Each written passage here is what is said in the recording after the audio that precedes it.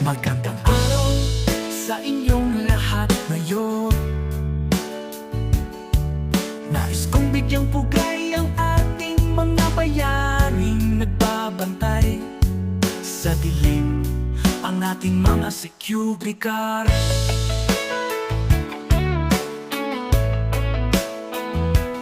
Sa bawat araw na dumarating, sila ang unang sumasalubong sa atin. Sa mga pintuan ng ating mga opisina, paaralan at mga establisimento. Sila ang nagbibigay ng unang ngiti sa umaga at ang huling paalam sa gabi. Ngunit higit pa sa kanilang mga ngiti, sila ay simbolo ng kaligtasan at kaayusan sa ating lipunan. Ang kahalagahan ng isang security guard ay hindi matatawaran. Sila ang ating unang linya ng depensa laban sa anumang panganib na maaaring magpatas sa ating kapayapaan. Sa kanilang masusing pagbabantay,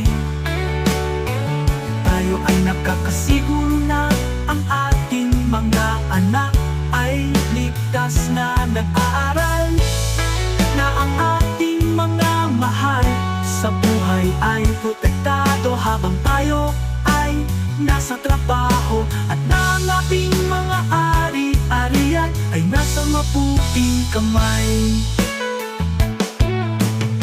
Madali ang kanilang trabaho, madalas silang magtrabaho ng mahahabang oras sa ilalim ng init ng araw o sa gitna ng malamig na gabi. Hindi biro ang kanilang sakripisyo, mula sa pisikal na pagod hanggang sa emosyonal na bigat ng responsibilidad na kanilang dala-dala. Kaya naman pinapakilala sa kanilang kahalagahan, naway bigyan natin sila ng nararapat na respeto at pagpapahalaga. Huwag nating kalimutan na sila ay may malaking papel sa pagpapanatili ng kaayusan at seguridad sa ating komunidad.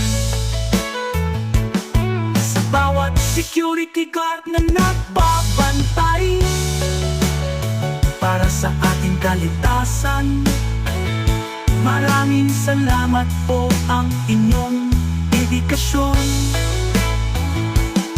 at katapatan ay tunay na inspirasyon para sa ating lahat.